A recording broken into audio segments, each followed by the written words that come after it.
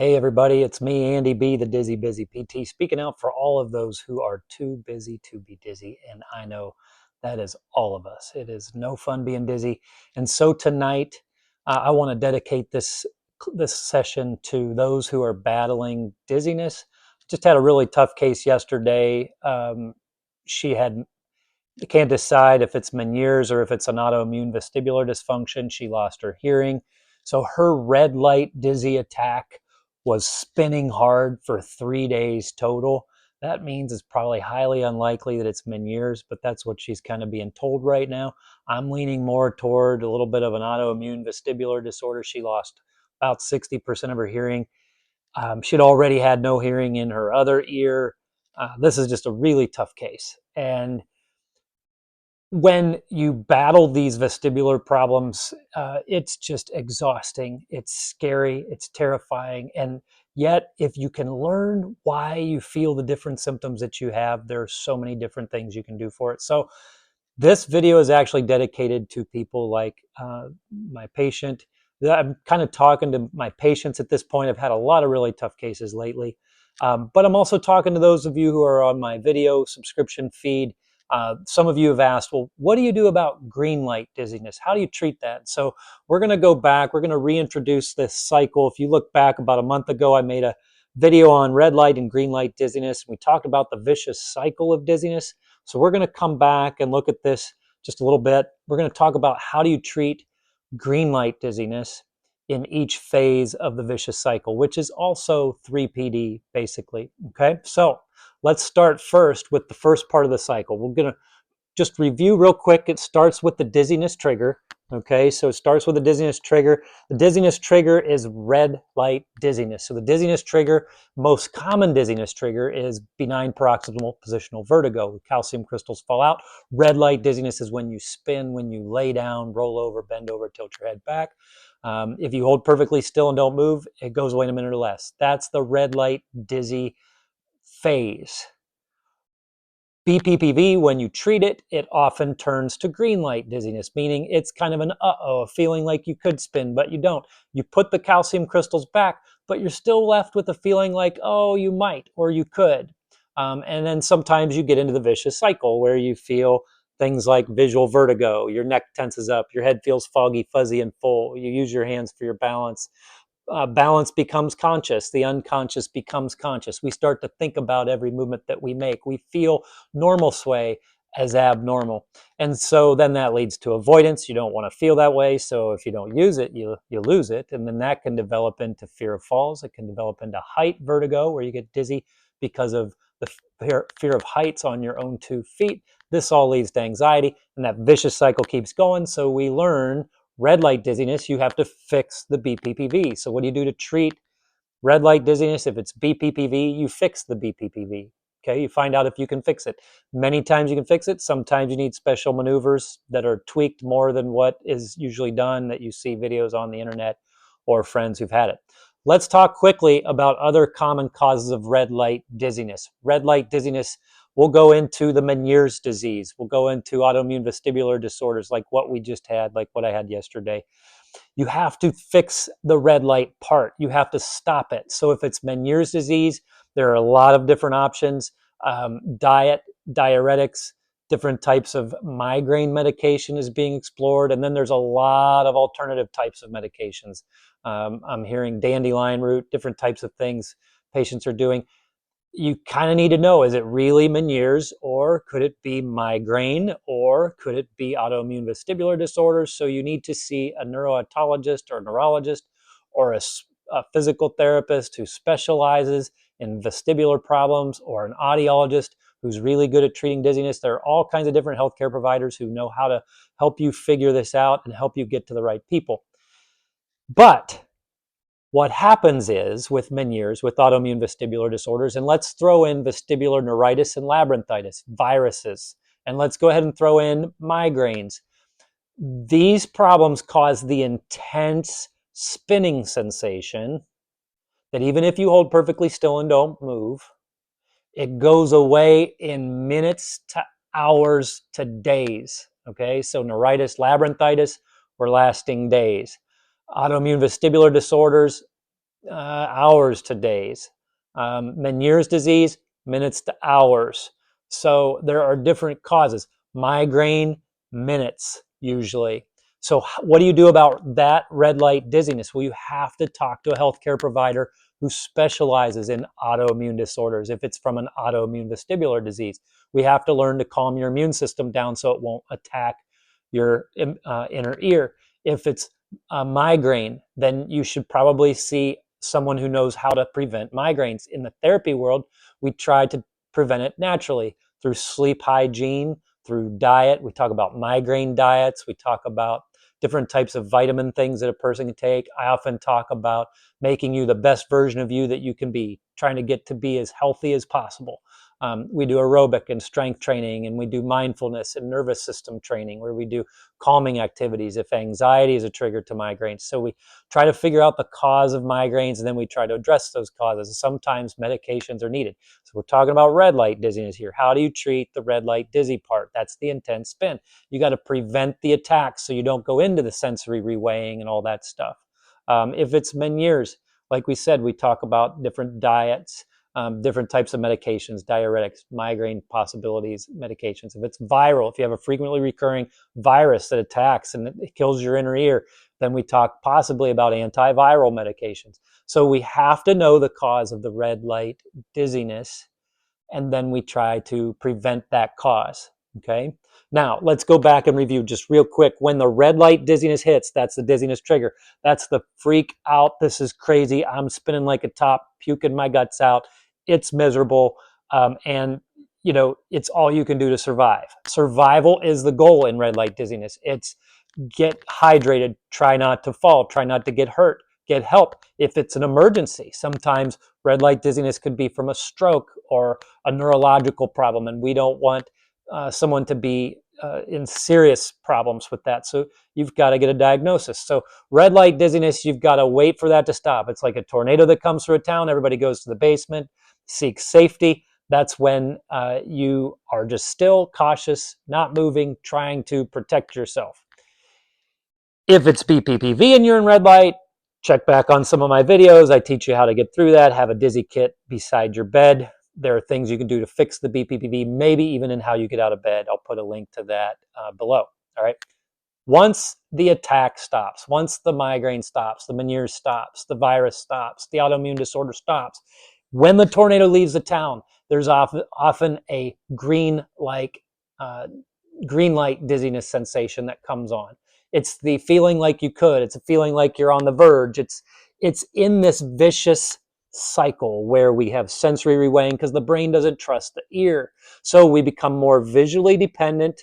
Okay, our neck tenses up to stabilize our head. So what do we do about visual dependence? Well, first off, I look at eye alignment, and if there's double vision going on, or if there's underlying nystagmus from the cause of the inner ear problem, then we may need to have you see a special eye doctor who can help us get your eyes to align properly.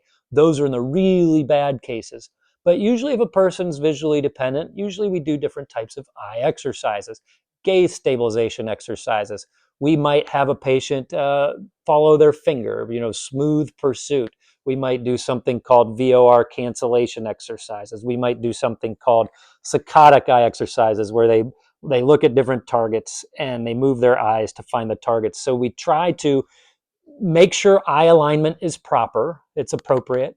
And if the eye alignment is right, then we do different eye desensitization exercises dosed properly. Dosed properly means we want there to be a slight dizzy feeling that you don't really like. We want to bring it on purpose, but we don't want it to last much more than a minute. So we think of it like a weak muscle where we work that eye system and we bring on the symptoms on purpose, but then we don't want to overstimulate. So that would be some examples of eye exercises. Sometimes we will do closed eye exercises.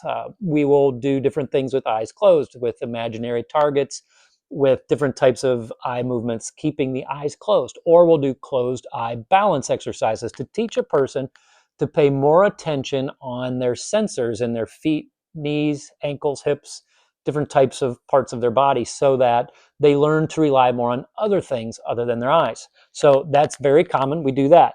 When the neck is part of the picture, okay, when we have the neck tensing, our head will often feel foggy, fuzzy, full pressure, heavy, all those crazy sensations.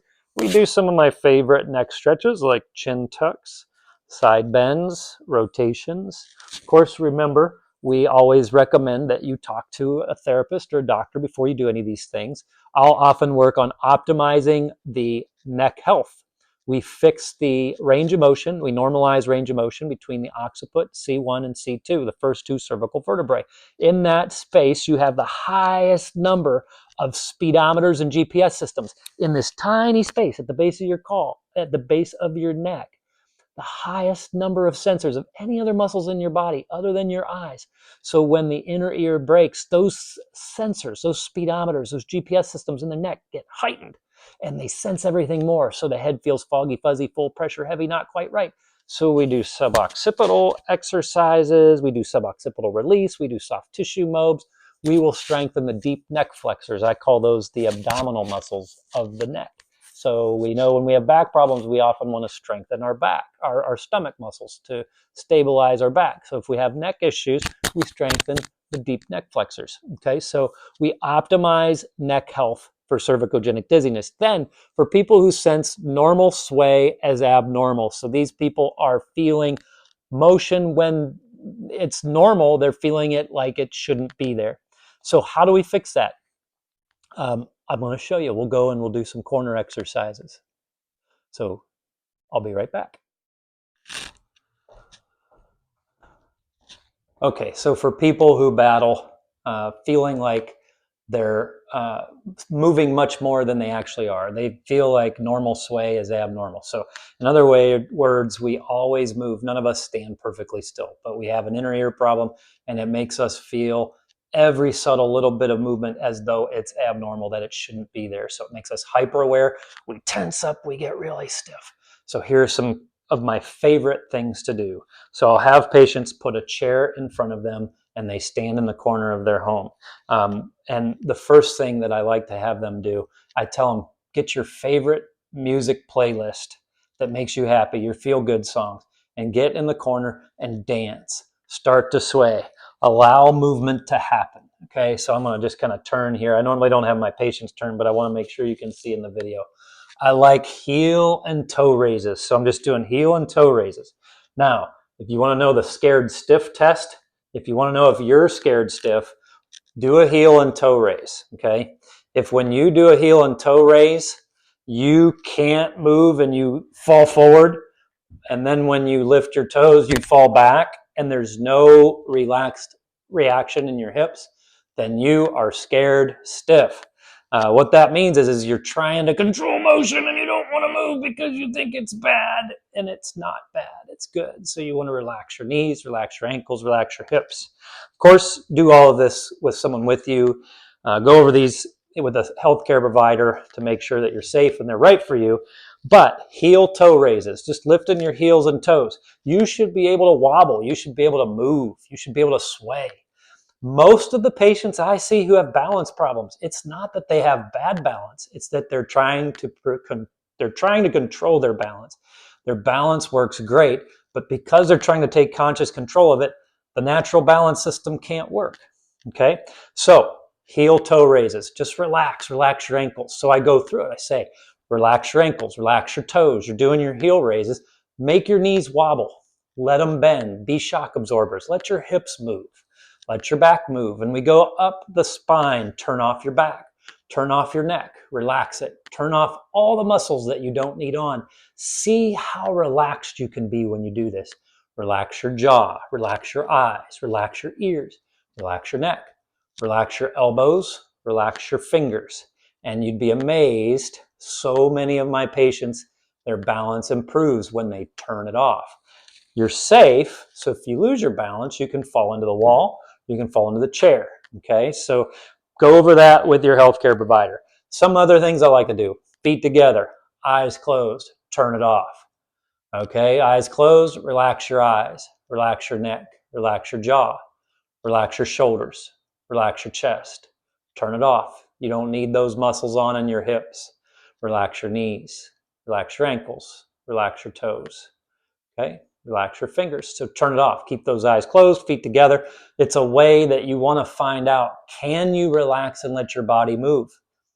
Find out, are you as bad as you think you are, or are you better? Are you better than you, or do you think you're better than you actually are? Okay, so you want to align your mental limits with your physical limits. Okay, some other ones, just practice standing on one foot. Have it be a goal to be able to stand on one foot for 10 to 30 seconds. And remember, let yourself wobble. Don't try to prevent wobbling. You want to wobble. You want to move. You don't want to try to be a statue. That's not how anyone has good balance. You got to be loose and fluid and let it flow and let it relax. And see, can you do one foot longer than the other? Try to get each foot to get to the point where you're 10 to 30 seconds. Let the wobble happen. As long as you're safe, stand in the corner, okay? Put a chair in front of you and practice having your balance, okay? Those are good things. You can practice putting one foot forward, and then you can put one foot in front of the other. These are just simple things to do. Put that favorite music on and have a good time doing this. Relax, stay loose. See how calm and collected you can be because you know you're safe in the corner with the chair in front. Other favorite ones are just the simple marches, your squats, okay? You can always do hips, legs to the side. And these are all just things you can do standing still. You can stand on pillows, on couch cushions.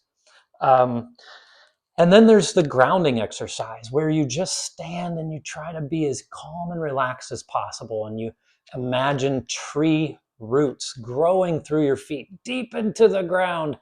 And you see how heavy you can let your body be and let your body just dig kind of deep into the ground. And that's a really cool one. So those are some of my favorites.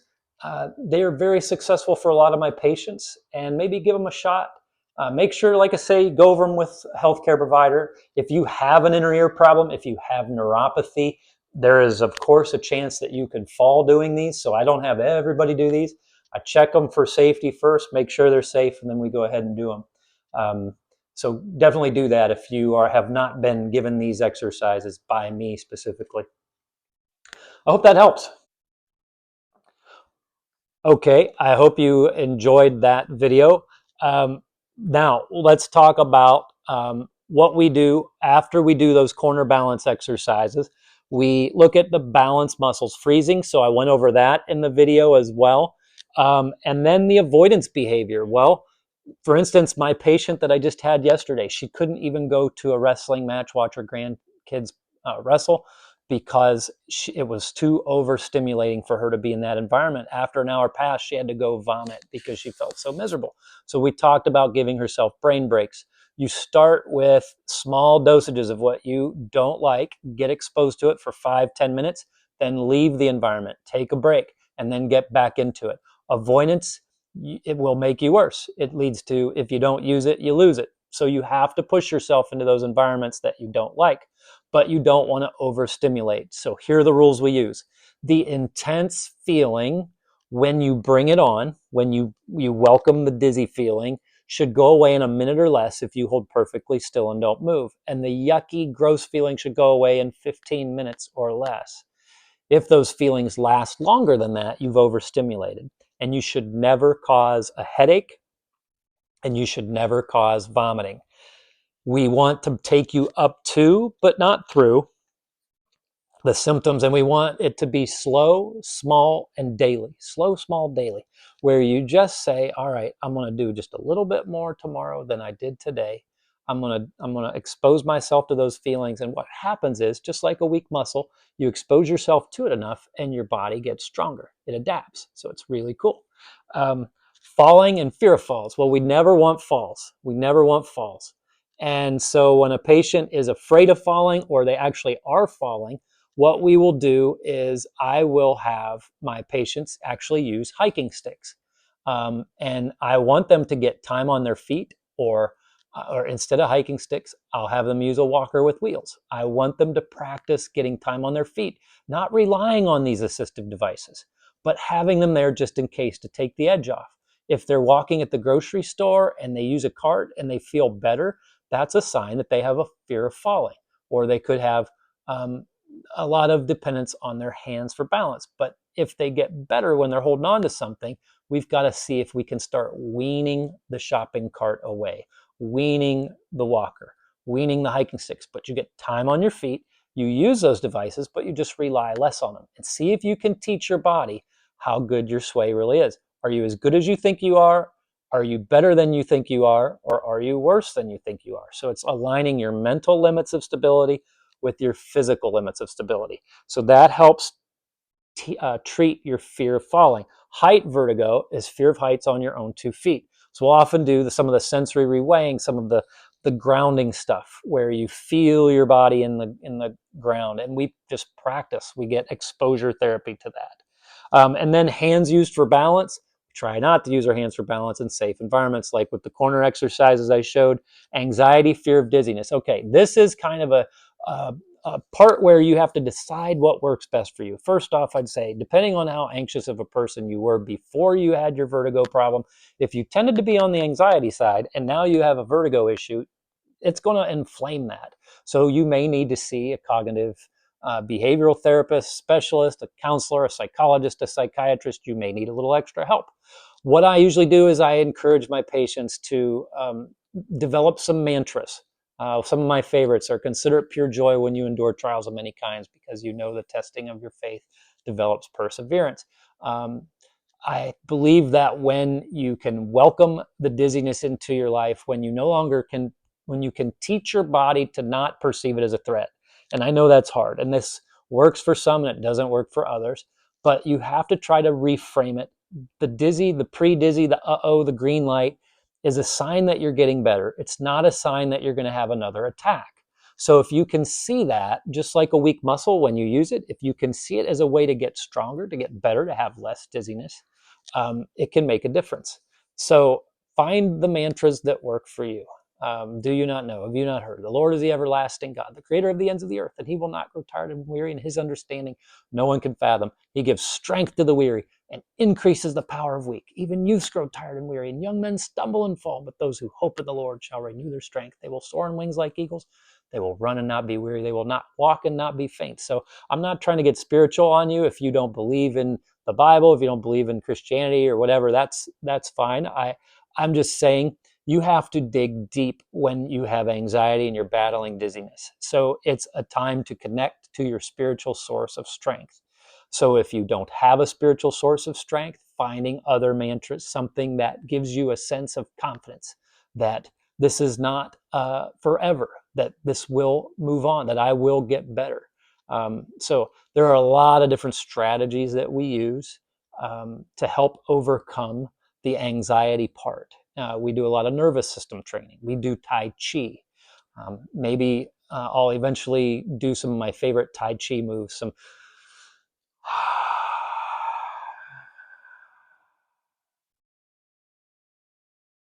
sigh breathing. We know that sigh breathing stimulates the parasympathetic nervous system. It calms our nervous system. It calms us down. The patient that I had yesterday, her thyroid was out of whack. And if we don't get that thyroid under control, the anxiety is still going to be high in addition to the dizziness.